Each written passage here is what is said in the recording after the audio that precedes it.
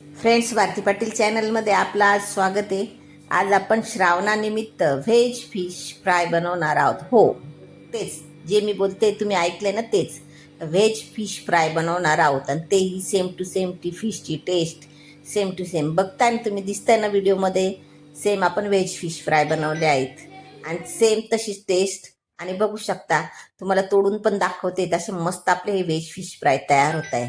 तर मग जर रेसिपी पूर्ण बघा आणि आवडल्यास लाईक शेअर सबस्क्राईब नक्की करा. तर चला मग रेसिपीला सुरुवात करू. तर यासाठी आपण अगोदर एक बाउल घेतलेला आहे. मग त्याच्यामध्ये आपल्याला सारण तयार करायचं. तर अद्रक लसूणची पेस्ट घेतलेली, कमीत कमी 7 ते 8 लसणाच्या पाकळ्या, 1 इंच अद्रकचा तुकडा घेतलेला आहे आणि ते ठेसून घेतलेला आहे चांगला, किंवा तुम्ही मिक्सरमध्ये पण त्याची पेस्ट करू शकता. मग त्याच्यात आपल्याला पाव चमचा आपल्याला हळद टाकायची, धना पावडर टाकायची 1 चमचाभर, आणि नंतरच मग त्याच्यात धना पावडर टाकल्यानंतर त्याच्यात आपल्याला लाल तिखट टाकायचं आहे. आणि लाल तिखटही टाकल्यानंतर मग आपल्याला जो फिश फ्रायचा मसाला येतो, आता त्या मसाल्यामध्ये काही नॉनव्हेज ॲड नसतं, तो मसाला टाकायचा आहे. किंवा घरात जर तुमच्याकडे किचन किंगचा वगैरे मसाला असेल तर तोही तुम्ही यूज करू शकता. मग नसलंच तर काही आपला घरातला काळा मसाला तोही वापरू शकता. मीठ टाकायचंय, लिंब टाकायचंय, मस्त लिंब असं चांगला पिळून घ्यायचा आहे, अर्धा लिंब पिळून घ्यायचा आहे त्याच्यात. आणि असा हा मसाला आपल्याला तयार करायचा आहे. किंवा चिकन मसाला येतो तो पण तुम्ही त्याच्यात ॲड करू शकता. पण फिश फ्रायसाठी पण जो मसाला येतो ना, तो जर वापरला ना तुम्ही, तर त्याची टेस्ट अजूनच एकदम भारी येते बघा. तर असा मस्त आपला हा मसाला तयार करून घ्यायचा आणि चांगला मिक्स करून घ्यायचा. या पद्धतीने हाताने तुम्ही मिक्स केला तरी चालू शकतंय. आता हे असं व्यवस्थित आपण चांगलं एकजीव करून घेऊ, म्हणजे सगळे मसाले ना आपले एकत्र असे व्यवस्थित असे मिक्स झाले पाहिजे. त्याच्यात हवं तर तुम्ही जिरे पावडरही तुम्ही टाकू शकता. मग तुम्ही जेवढे मसाले टाकशाल तेवढे त्याचे फ्लेवर चांगले इनहॅन्स होतील. आता हे झालंय मस्त आपलं, मग ते आपण साईडला ठेवून घेऊ. आता व्हेज फिश फ्राय बनवायचे, मग आपण कशाचा वापर करणार आहोत, तर कच्च्या केळीचा. आता कच्च्या केळीचा तुम्ही म्हणाले केळीचे टेस्ट सेम येते का? हो, तर ती सेम टेस्ट येते. तर मग कच्ची जी केळी ती आपल्याला कशी कापायची, तर या पद्धतीने मी व्हिडिओ दाखवते. तर या पद्धतीने अशी आपल्याला कट करायची. अशी तिरकस आपल्याला ही कट करायची या पद्धतीने अशी, आणि साली सगटच कापून घ्यायची. अगोदर साल काढायची नाहीये, तर साली सगटच आपल्याला असे तिरके कट द्यायचे. त्यांना जास्त जाड नाही आणि जास्त पातळही नाही, असे त्याचे मीडियम काप करायचे आणि असे तिरकस कापायचे. म्हणजे सेम टू सेम त्याला तसंच फिशचा किंवा माशाचा जो आकार येतो ना कट केल्यानंतर, तर फिशचा तसं आपल्याला याला आकार येईल. मग याच पद्धतीने असा तुम्ही बघू शकता. परत दुसराही कापून दाखवते मी. या पद्धतीने असा कट करायचा. तो मागचा भाग तो काढून टाकायचा आहे ना, असा तिरकस कट द्यायचा याला आपल्याला. हे बघू शकता असं. आता व्हिडिओत दाखवले या पद्धतीनेच आपण या सगळ्या केळी अशा कट करून घेणार आहोत. अशा तिरकस आपल्याला कट करून घ्यायचे. देठ वगैरे काढून टाकायचे आपल्याला त्याचं.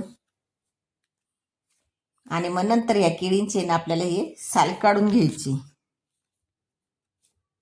मग आता हे बघू शकता, हे केळीचे जे आपण तुकडे केलेले त्याची साल काढून घ्यायची आपल्याला. या पद्धतीने अशी चाकूने साल काढून घ्यायची.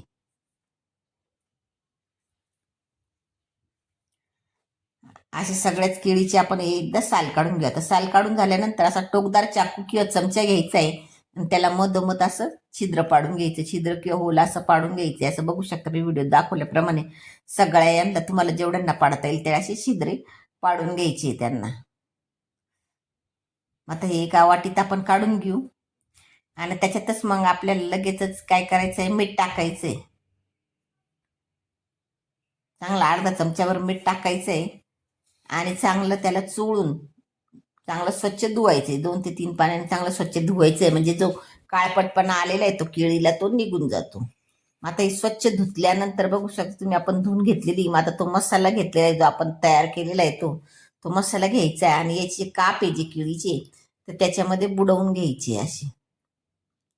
म्हणजे पूर्ण सगळे असे त्यांना हाताने चोळून व्यवस्थित असे चोळून घ्यायचे त्यांना. आता हे जर तुम्हाला झटपट बनवायचे असेल तर मग लगेचही बनवू शकता. आता हे मी मॅरिनेट करून ठेवलेले, कमीत कमी 10 ते 15 मिनिटं आपल्याला असं लावून ठेवायचे, म्हणजे मसाला आपला तो केळीमध्ये चांगला मुरेल.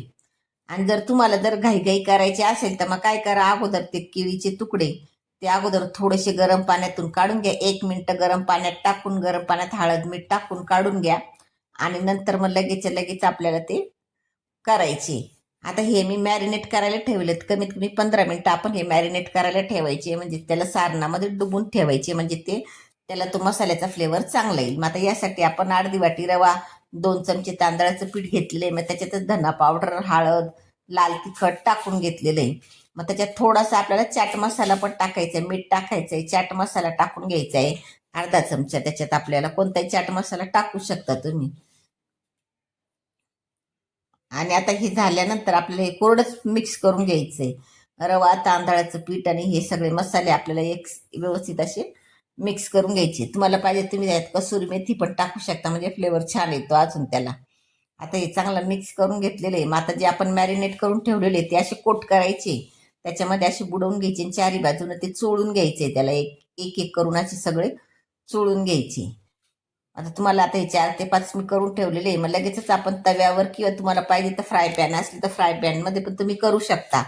थोडंसंच तेल टाकायचंय तव्यावर, तेल तूप तुम्हाला जे टाकायचं ते. आणि मग नंतर मग ही अशी मॅरिनेट आपण कोटिंग केलेले रव्याचे किंवा तांदळाचं पीठ लावून तर ते असे याच्यावर ठेवून घ्यायचे तव्यावर. या पद्धतीने असे ठेवून घ्यायचे सगळे. मग नंतर एक एक गॅस एकदम म्हणजे अगोदर तवा तापून घ्यायचा आहे, नंतर मग गॅस एकदम कमी करायचा आहे, लो गॅस ठेवायचा आहे. कारण हे आपण अगोदर वाफवलेले नाहीये. मग वाफवणं पण झालं पाहिजे आणि ते कोटेड बी झाले पाहिजे. या हिशोबाने आपण काय करायचं, तवा तापून घ्यायचा आहे, नंतर गॅस एकदम कमी करून द्यायचा, तेल टाकून घ्यायचंय त्याला आणि झाकण ठेवून कमीत कमी 2 ते 3 मिनिटं ठेवायचंय. आणि नंतर पुन्हा आपल्याला खालीवर करून असे उलटे पालटे करून घ्यायचे. आता उलट पालट करून घेऊ आपण ते सगळे. बघू शकता या पद्धतीने असे करून घ्यायचे मस्त. आणि पुन्हा झाकण ठेवून 1 मिनिट आपल्याला चांगले त्याला वाफ येऊ द्यायची, म्हणजे चांगलं शिजून, म्हणजे मग आतून आपले हे कच्चे राहणार नाही आणि मस्त वरून कुरकुरत होतील आणि आतून चांगले सॉफ्ट होतील. असे मस्त आपले हे व्हेज फ्राय तयार होतील. आता बघू शकता झाले मस्त. आता हे आपण ताटात काढून घेऊ. तर तुम्ही सॉस सोबत, केचप सोबत किंवा चटणी सोबत तुम्ही हे व्हेज फिश फ्राय खाऊ शकता आणि मस्त श्रावणाचा एन्जॉय करू शकता. तर फ्रेंड्स, रेसिपी आवडल्यास चॅनलला लाईक, शेअर, सबस्क्राईब नक्की करा. आणि घरी आपले मस्त हे व्हेज फिश फ्राय एकदा तरी नक्की ट्राय करून बघा. तसे मस्त आपले हे तयार झालेले आहे. तर नक्की ट्राय करा. आणि तर बघू शकता तुम्ही, आपण या आतून सुद्धा असे कच्चे राहिलेले नाही, काही नाही, मस्त हे आतून एकदम सॉफ्ट असे शिजलेले आहे आणि बाहेरून असे कुरकुरीत असे मस्त आपले व्हेज फ्राय तयार झाले. तर नक्की ट्राय करा. तोपर्यंत भेटू पुढे.